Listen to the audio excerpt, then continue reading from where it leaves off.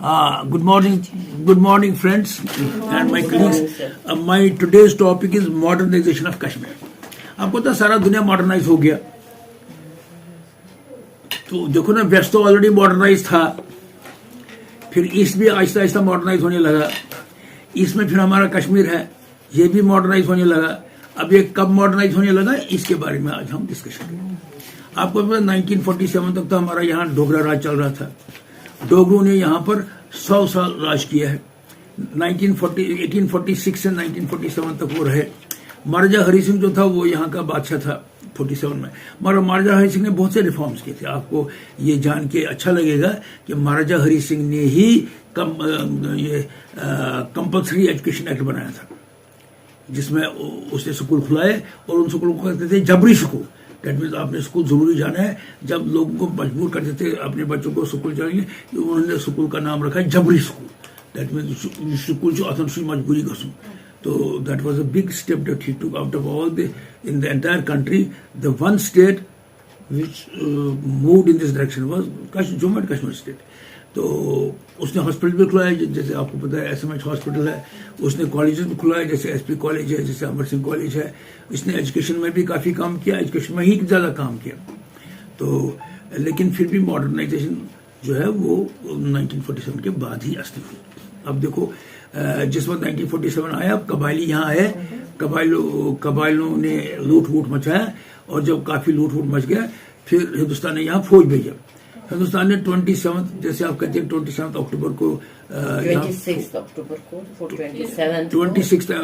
को इलाहाक हो गया. 27 अक्टूबर को फौज भेजी गई. तो 27 अक्टूबर जब फौज भेजी गई तो पाकिस्तान की जो कबायली वो आगे नहीं आ पाए, उनको पीछे पीछे हटाया.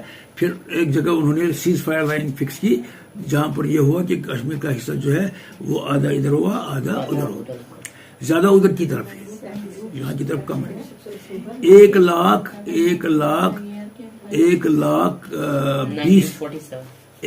20 किलोमीटर इधर की तरफ है शायद, और 1,22,000 किलोमीटर शायद उधर की तरफ है. ऐसा ही है. ये चेक करना है आप लोगों ने, इंटरनेट से चेक कर. मगर ज्यादा पोर्शन पाकिस्तान ने अपने पोर्शन को आधा चाइना को दिया, बहुत सारा हिस्सा चाइना को दिया है. तो जिसकी वजह से वो चाइना ने अपने कब्जे में लाया है, और चाइना तो उसको छोड़ेगा नहीं.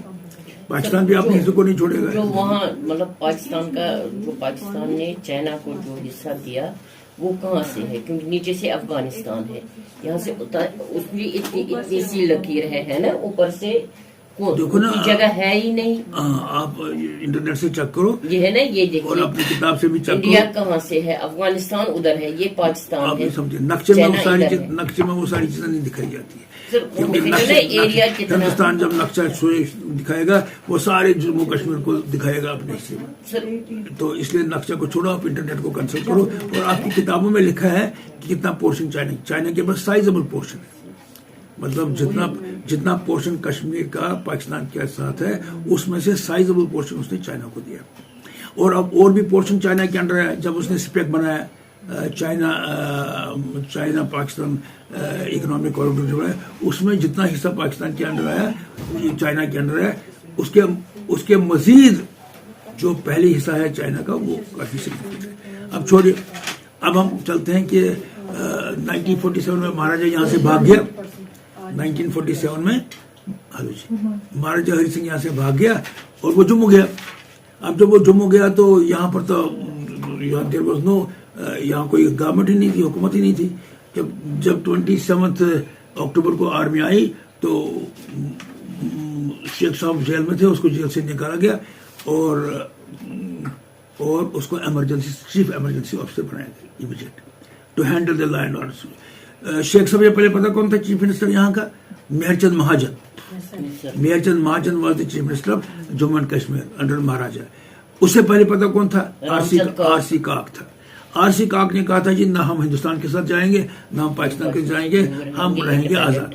और उसने कहा था कि उन्होंने फिर दोनों गवर्नमेंटों के पास हमारे साथ stand still agreement, stand still को अभी हमें ऐसे ही रहने दो, हमें टाइम दे दो, स्टैंड स्टिल एग्रीमेंट किया था. ये RC काक का टाइम था. RC काक ने कहा था कि कश्मीर का मुसलमान पाकिस्तान के मुसलमानों से एडजस्ट नहीं कर पाएगा, और कश्मीर का हिंदू जो है वो چیز ایڈجسٹ نہیں کر پائے گا وہ ہندوستان کے مطلب وہ فیکٹ ہے. مطلب کشمیر کا ہندو جو ہے ہی is more comfortable with a Kashmiri Muslim than with a Jammu Dogri. اچھا یہی بات ہے آپ کی. اچھا آپ سنو, مزے کی بات یہ ہے RC کاک نے جس نے کہا تھا کہ ہم پاکستان اسٹینڈ اسٹل ایگریمنٹ کریں گے, اس کے اگینسٹ شیخ صاحب اس کے ساتھ ناراض ہو گیا اور کہتے ہیں کہنے میں آیا, نریشن میں چھوٹا تھا اس وقت, کہنے میں آیا جب RC کاک لال چوک سے چل رہا تھا تو اس کے اوپر کافی لوگوں نے فوٹنگ کی. اچھا پھر پریم ناتھ بجاج تھا, پریم ناتھ بجاج پاکستان نواز تھا. پریم ناتھ بجاج بھی کشمیری پنڈت تھا, وہ بھی کشمیری پنڈت تھا. ایک کشمیری پنڈت نے کہا کہ ہم پاکستان سے نہیں جائیں گے, ہندوستان میں نہیں جائیں گے, ہم آزاد رہیں گے. دوسرے کشمیری پنڈت نے کہا نہیں جی کشمیر پاکستان کا ہی حصہ ہونا چاہیے. اس کا نام تھا پریم ناتھ بجاج. اس نے کہا culturally, geographically, religiously Kashmir is a part of Pakistan. تو کہ نا ہمارا مذہب اسلام ہے, ان کا بھی مذہب اسلام ہے. جغرافیکلی بھی ہم ان کے ساتھ اٹیچڈ ہیں, کلچرلی بھی ان کے ساتھ اٹیچڈ ہیں کیونکہ اسلامی کلچر ہے. تو اس لیے اگر آپ سکھی رہنا چاہتے ہو تو نیچرل پوزیشن کشمیر کی یہ ہے کہ that is part of Pakistan. پھر مہجور صاحب ایک پوئٹ تھے, جب اس نے کہا کہ کشمیر کو مجبوراً ہندوستان کے اندر ملایا گیا تو اس نے کہا زو جان وانتا ہندوستان زو شو پاکستان. زو جان وانتا ہندوستان مگر دل چھو پاکستان. تو ہی اسپوک دی رائٹ تھنگ. جو کشمیر کے مسلمان تھے وہ emotionally they are a part of Pakistan, they are not a part of India. تو so this is the poet expression of a poet. اور آپ کو پتا مہجور صاحب کون تھے؟ وہ تھے اور اس کو بخشی صاحب نے اسٹیٹ پوئٹ بنایا تھا. اچھا اور آپ کو یہاں اور بھی کوئی پوئٹ تھا, ایک تھا دینا ناتھ نادم, ایک تھا رحمان راہی, ایسے بڑے بڑے حامد کشمیری ہیں, یہ بڑے پوئٹ تھے. کامل بھی ایک تھا, شاہدہ کا سسر, بڑا زبردست پوئٹ تھا. تو اس طرح سے یہاں کافی پوائنٹس پیدا ہو گئے, لیکن اس سے پہلے بھی رومانٹک پوائنٹ پیدا ہو گئے. آپ کو پتا ہے ایک رومانٹک پوائنٹ ہے جس کو کہتے ہیں اس کا کیا نام تھا, Rasul Mir. Rasul Mir was a great romantic poet. بہت سے رومانٹک پوائٹ ہیں. آپ جس وقت بھی آپ گاؤں میں جائیں گے تو اگر آپ وہاں پر کسی فنکشن میں وہ رباب ہوتا ہے نا, رباب کشمیری انسٹرومنٹ ہے, صوفی انسٹرومنٹ. اس میں دیکھیں گے وہ سارے وہ جو بھی گیت گاتے ہیں وہ رومانٹک گانے ہیں. اب رومانٹک گانے کا مطلب نہیں ہوتا آپ رومانٹک گانا آپ خدا کو مانتے ہیں بلاؤڈ اور اپنے آپ کو مانتے ہیں, یا خدا کو مانتے ہیں اور اپنے آپ کو بلاؤڈ مانتے ہیں, یا اپنے آپ کو بلاؤڈ مانتے ہیں خدا کو لور مانتے ہیں. تو اسپرچل ریلیشن شپ ہے بٹوین پروفٹ اینڈ لارڈ. سبوں کے مذہبوں میں اللہ کا پیار ہی ہے. جب ہم ہرے کرشنا ہرے راما کرتے ہیں تو کرشن کو پیار دکھاتے ہیں, یا جیسے بھی جیسے آپ اپنا پیار دکھاتے ہیں اللہ اللہ سارا ٹائم کرتے رہتے ہیں. اچھا اب کیا ہوا کہ ڈیٹ چیف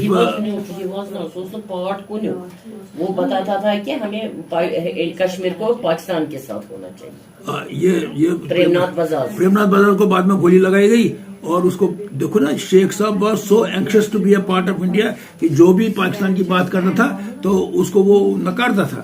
جیسے RC کاک کو ہوٹنگ کی گئی اور اس کا کیا نام ہے یہ پریم ناتھ بجاج کو گولی لگائی, پھر اس کو علاج کے لیے اور واپس آنے کو بین کیا. Prem Nath Bajaj has been working for Kashmir relation ship with Pakistan for all his life. بھائی کچھ لوگ جو ہے نا جو سمجھتے ہیں ہسٹری کو, اسے سوچا کہ بھائی کشمیر جو ہے وہ ہندوستان کے ساتھ کمفرٹیبل نہیں رہے گا, تو ہی میڈ دیٹ ایکسپریشن. اب کیا ہوا, اب یہ بات ہو گئی کہ دیٹ 1948 میں پھر شیخ صاحب کو بنایا prime minister of Jammu and Kashmir. اور پھر 1949 میں مہاراجا ہری سنگھ نے اپنا چارج جو تھا وہ اپنے بیٹے کرن سنگھ کو دیا, اور 1949 میں اس طرح سے کرن سنگھ بن گیا مہاراجا آف جموں اینڈ کشمیر. اچھا 1952 میں پھر کرن سنگھ کو بنایا گیا صدر ریاست. اب آپ کہیں گے جی مہاراجا اور صدر ریاست میں کیا فرق تھی؟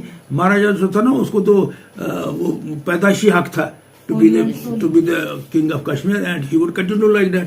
مگر صدر ریاست جو ہے اس کو اپوائنٹ کیا گیا ہے صدر ریاست, اور وہ صرف 5 سال کے لیے تھا, اور اس کے بعد پھر اس کو بدلنا تھا.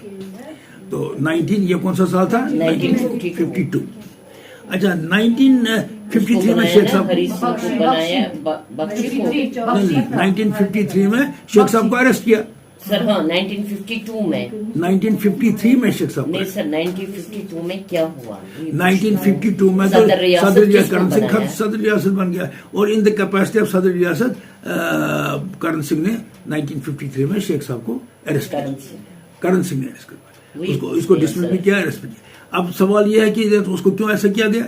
اس کو ایسا کیا گیا کیونکہ شیخ صاحب نے الحاق کیا تھا صرف 3 چیزوں پر, کرنسی پر, فارن پالیسی اور foreign policy, currency and defence. Currency, foreign policy اور ڈیفینس. کیا کرنسی, فارن پالیسی اور ڈیفینس, ان چیزوں پر اس نے الحاق کیا. دیٹ مینس ہندوستان جو ہے وہ کشمیر کو ڈیفینڈ کرے گا فرام انویڈرز. ہندوستان کی کرنسی کشمیر میں بھی چلے گی اور فارن پالیسی جو بھی انڈیا کی ہوگی اسی فارن پالیسی کو کشمیر فالو کرے گا. جیسے اگر ہم نے رشتے بنانے ہیں رشیا کے ساتھ, کشمیر کو بھی رشتے بنانے تھے کشمیر رشیا کے ساتھ, ایسا تھا. مگر شیخ صاحب جو اندرونی سے وہ چاہتا تھا کہ کشمیر آزاد رہے, تو اس کے اندر دل میں یہ بڑا ارمان تھا کہ کشمیر آزاد رہے. تو اس نے کیا کیا کہ اس نے فارن ڈپلومیٹس کے ساتھ اپنا رشتہ قائم کرنا شروع کیا. اس سلسلے میں لیکچرز دیتا گیا, لوگوں کو جگانا شروع کیا کہ ہم آزاد ہیں, ہمیں آزاد رہنا ہے. تو گورنمنٹ آف انڈیا کو یہ پسند نہیں آیا, انہوں نے کہا یہ تو گڑبڑ ہے, یہ تو کشمیر کو ہندوستان سے واپس لے رہا ہے, تو اس لیے ہم اس کو اریسٹ کریں گے. اور 11 سال تک شیخ صاحب اریسٹ کرے. ان دنوں میں کیا ہوا, 1953 میں جب شیخ صاحب ہٹ گئے تو بخشی صاحب بن گیا. اچھا بخشی صاحب جو نا اس کو کہتے ہیں بلڈر آف کشمیر, یہ دھیان رکھو, بلڈر. ہاں لیکن ہم لوگوں نے اس کو زیادہ ہوا نہیں دی, پھونک نہیں دی, لیکن جو کام بخشی صاحب نے کیے وہ بالکل کم لوگوں نے کیے. اسی نے ہمیں 1953 میں بخشی صاحب بن گئے. ہاں 1953 میں بخشی صاحب بن گئے. 1953 میں بخشی صاحب بن گئے اور 1963 تک تھے, 11 سال تھے. تو بخشی صاحب 11 سال تھے اور وہ تھا پرائم منسٹر آف کشمیر. اب دیکھیے کیا ہو, اب دیکھیے, اب دیکھنا ہے, اب ہم نے بتانا ہے کہ کیا ہوا شیخ صاحب کے ٹائم میں. کیا نیا کشمیر کا ایجنڈا بنا, یہ شیخ صاحب نے ہی بنایا. ایجنڈا فار نیا کشمیر شیخ صاحب نے بنایا. تو اس کے ہائی لائٹس کیا تھے؟ اس کے ہائی لائٹس نے پہلے ہی اس نے کیا کیا, اس نے کہا جی زمینداری کو ابالش کرو, قرضداری کو ابالش کرو, زمینداری کو ابالش کرو. زمینداری ابالش کرنے سے کیا ہوا کہ زمین جو زمینداروں کی تھی وہ کاشتکاروں کو دی گئی, that means land to tillers ہو گیا. تو اور ان کے ساتھ ان کو رائٹس دیے گئے. دیٹ مینس جس طرح سے پہلے زمیندار ہوتا تھا مال کی زمین, اب ٹیلر بن گیا مال کی زمین. اور کاشتکار اب کاشتکار نہیں رہا, وہ کاشتکار بھی رہا اور مالک میں. لیکن بعد میں اس نے بہاریوں کو لایا کاشت کرنے کے لیے اور خود مالک بن گیا. ایسے نا آج کل کشمیری کوئی کام نہیں کرتا ہے, وہ کیا کرتا ہے, انہوں نے بہاریوں کو لایا کاشت کر. تو اس دنوں میں وہی کاشت کرتا تھا. اچھا اور کیا ہوا, اور جو گورنمنٹ کی زمین تھی وہ لینڈ لیس پیزنٹس, جن کے پاس کوئی لینڈ نہیں تھا, مطلب یہ انہیں کو لینڈ ملا جو کہ آلریڈی کاشتکار تھے. کچھ ایسے لوگ تھے جو کاشتکار نہیں تھے لیکن ان کو مزدور کی طرح لگاتے تھے, تو ان کو کہتے تھے لینڈ لیس پیزنٹس. جو گورنمنٹ کی زمین تھی, جو کلٹیویٹیبل زمین تھی, انہوں نے ان کو سونپا تو جو یہ آپ کی زمین ہے آپ اس کو کلٹیویٹ کرو. اس کا آپ کہیں گے یہ آشا کیوں کیا؟ جب زمین آپ کو ہی دی جائے, جس وقت دیکھو نا, آپ نے بتاؤ, جس وقت کاشتکار زمین کو لگاتا ہے بڑی محنت کرتا ہے, مگر اس کو پتا ہے اس کا آدھا حصہ تو میرے مالک سے لے. اگر اس کو یہ پتا کہ یہ سارا حصہ میرا ہے تو وہ جم کے کام کرے گا. اسی طرح سے لینڈ لیس پیزنٹس کو جب گورنمنٹ کا لینڈ دیا گیا تو ان کو اب لینڈ ملا, ان کو پتا اب اس کے مالک ہیں, انہیں زبردست کام کیا. گرو مور فوڈ کا ایک پروگرام چلا, گرو مور فوڈ کے انڈر ہی یہ بھی ہو کہ جہاں زمین ہے جو استعمال میں نہیں ہے اس کو لینڈ لیس پیزنٹس کو دے دو اور وہ اناج پیدا کریں گے, اور جو زمینداروں کی زمین ہے وہ بھی ٹیلرز کو دے دو, وہ جان فشانی سے اس پر کام کریں گے اور زیادہ کھانا بنائیں گے گرو مور فوڈ کے حساب سے. اچھا, اور گرو مور فوڈ میں بہت سی اور بھی چیزیں ہوں گی, وہ میں بعد میں بتاؤں گا آپ کو, تو جس وقت ہم آگے ریفارمز میں. دوسرا اس نے کیا کہا, قرضداری, ابولیشن آف قرضداری کیا. دیٹ مینس पुश्तों से जो कर्जा आता रहा लोगों के ऊपर था वो खत्म हो गया। तो इस तरह से जो है उसने लोगों को दोबारा आबाद किया, उनकी जिंदगियां वापस आ गई, उनकी खुशहालियां वापस आ गई। ये दो इंपॉर्टेंट एक्ट्स उसने किए। ठीक है, मैं ये बताता हूँ इन एक्ट्स का नाम, बताता हूँ क्या। देखो जी, मैनिफेस्टो जो था ना, देखो लैंड रेवेन्यू हो गया, जजिया, देखो नया कश्मीर का वो कर्जा अलग है, जजिया अलग है। हाँ, देखो जजिया क्या है। जिस वक्त मुस्लिम रूलर्स हिंदुस्तान पर राज करते थे तो वो नॉन मुस्लिम से जजिया लेते थे, एक किस्म का टैक्स था। आप भी टैक्स देते थे, तो उनसे जो टैक्स लिया जाता था उसका नाम जजिया था। It was on the base of religion. जैसे आपको अगर आप मुझे कहेंगे जी मैं कहूँगा आपको मैं मस्जिद के लिए पैसा दे दूंगा, आप कहेंगे जी आपका पैसा मस्जिद में नहीं लगेगा, लेकिन फिर मैंने तो कुछ पैसा देना है ना गवर्नमेंट को ताकि गवर्नमेंट आगे चले। जो मैं टैक्स दूंगा उसका नाम पड़ा जजिया। अच्छा, अकबर बादशाह ने ये जजिया खत्म किया था। अकबर बादशाह के टाइम में भी जजिया नहीं था, फिर अकबर के बाद जहांगीर के टाइम में भी नहीं था, शाहजहां के टाइम में भी नहीं था, शाहजहां के बाद आया औरंगजेब ने ये टैक्स दोबारा लगाया जजिया। फिर बाद में ये जिस वक्त फिर गवर्नमेंट चेंज हो गई, ब्रिटिश गवर्नमेंट आ गई तो जजिया खत्म हो गई दोबारा। अच्छा, अब देखो नया कश्मीर का एजेंडा क्या था। हम नया कश्मीर डिस्कस करते हैं ना, नया कश्मीर का एजेंडा देखो। मैनिफेस्टो जो नया 29 सितंबर 44 में ये एजेंडा बना, 29 सितंबर 44 1944 एनसी ने अडॉप्ट किया नया कश्मीर का एजेंडा, मैनिफेस्टो। नया कश्मीर मैनिफेस्टो में बताता हूँ, नया Kashmir manifesto. It was adopted in 29 सितंबर 44। अभी कश्मीर आजाद नहीं हुआ था, लेकिन हमने पहले ही ये मैनिफेस्टो बनाया था, क्योंकि हमें पता था कश्मीर एक न दिन आजाद होना है। तो अगर जब आजाद होएगा हम पहले ही तैयार होने चाहिए अपने प्रोग्राम्स के साथ। तो नया मैनिफेस्टो कब बना? 1944 में, 29 सितंबर।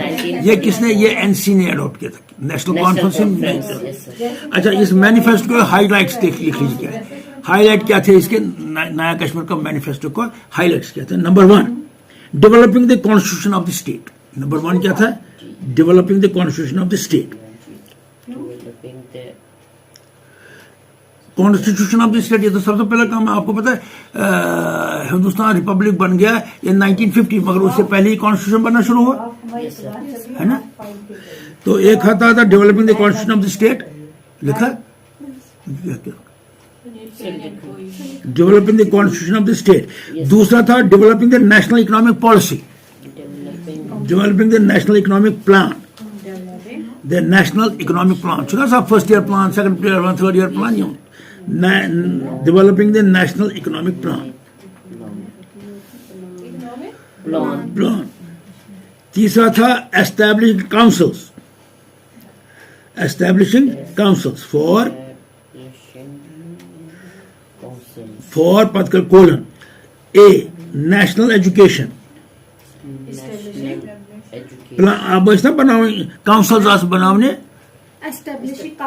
establishing councils for A, national education, B, cultural upliftment,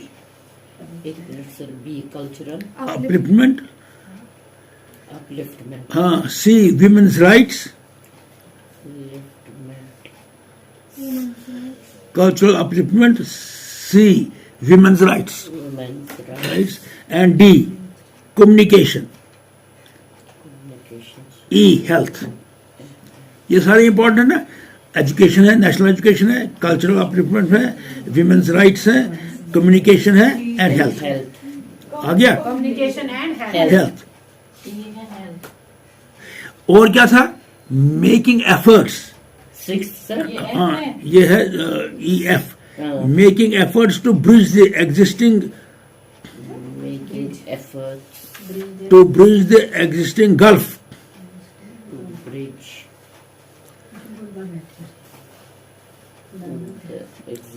gulf, to bridge the existing gulf between linguistic, religious, and communitarian groups. Religion. Existing gulf between linguistic, religious and communitarian groups. मैं ये दोबारा बताता हूं तो आप देखिए ये ठीक लिखा कि नहीं. देखिए जी, मैनिफेस्टो के हाइलाइट्स क्या थे. ये मैनिफेस्टो कब अडॉप्ट हुआ? 29 सितंबर 1944. ये किसने अडॉप्ट किया था? नेशनल NC ने. कॉन्फ्रेंस. इसमें क्या था? इस हाइलाइट्स क्या थे? एक था developing the constitution of the state, Yes, sir. दूसरा था developing the national economic plan, तीसरा था to establish council for national education, cultural upliftment, women's rights, communication, health and making efforts to bridge the gulf between Between linguistic, religious and existing linguistic, religious and communitarian groups. हो गया जी, समझ आया? Yes, sir. आप देखो क्या हो.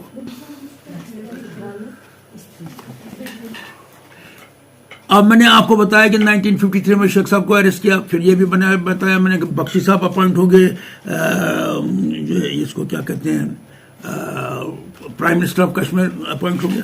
अब देखिए उसने इकोनॉमिक रिफॉर्म्स क्या हुए इस दौरान जो है. इकोनॉमिक रिफॉर्म, ये बहुत सी चीजें शेख साहब ने ही शुरू की थी. ब्रॉड प्लान शेख साहब ने ही ले डाउन किया था, जिसने 1944 में, अगर ये हाइलाइट्स हैं तो ये इसमें कौन रेस्पॉन्सिबल? शेख साहब है, क्योंकि 1944 में वो सरताज था. और 1948 में एक एक्ट बना, वो भी शेख साहब के अंडर ही बन गया, क्योंकि शेख साहब था प्राइम मिनिस्टर. वो एक्ट क्या बन गया? Tenancy amendment act. क्या बन गया? Tenancy amendment. 1948. हाँ, क्या है से tenancy. Tenancy amendment act. Tenancy amendment act हो गयो ये. उसके बुजुर्ग गॉडनेस बनो भी क्या होता है अमेंडमेंट एक्ट. यो वो बने मैं काशकार, यह मैं मर्जी बुझान बड़ी पते मकल चोन काश वन काश कर, या वन शहीद पते ऑलरेडी काश कर नुकसान गा. सो इन्होंने कहा नहीं जी, मिनिमम पीरियड फिक्स करो टेनेंसी के लिए, और ये भी फिक्स करो कि टेनेंट को क्या देना है मालिक लैंडलॉर्ड को. टेनेंट को लैंडलॉर्ड को क्या देना है. फिर हो गया था ना फिक्सनेस पर काइंड्स. देखो क्या है. नंबर 1 क्या है अंडर दिस एक्ट अमेंडमेंट? क्या हुआ? Granting fixity of tenure of the tenant. Granting fixity of the tenure. Granting fixity of the tenure of the tenant. Tenant किस काल रोज जमीन अंदर हाउस होता. Granting fixity of tenure to the tenant. Fixity of tenure को कोता tenure ना है कौन सी तम ब्रोड कर जाने की. किस वक्त तक, किस पीरियड तक. मुझे शेर तम उसासा दान तो वो तम उसासा नंत कर्म तम उसासा चुमा प्राणा कास्ट एमी वक्त बनस गसवानी है. उसे गलत. अच्छा, अब देखो fixing the maximum rent payable. Number 2, fixing the maximum rent payable by the tenant to the landlord. Rent. Maximum rent. मतलब तम ज्यादा है कि नहीं लैंडलॉर्ड के साथ क्या पहुंच. जैसे हमारा rent control. Rent control actual. Fixing the maximum rent payable by the tenant to the landlord. मतलब ये ना लैंडलॉर्ड तो बस न समझे. ऐसे रहते बस लैंडलॉर्ड तो समझे 50% अब प्रोड्यूस. वहां जमाने लैंडलॉर्ड न समझे 75% सोचना लाभ किया. इथे पड़े यम सदन फिक्सिंग ऑफ टेन्योर क्या था. वंचन वने सो अमे सो दान ती वोमुत तब तो समय कास्टस प्रारा अमे वक्त वने नियर सुलटे सोरी कास्ट पानस. So that is why fixed up. So we will continue this lecture tomorrow, and I want to thank you. Thank you, It was a very good.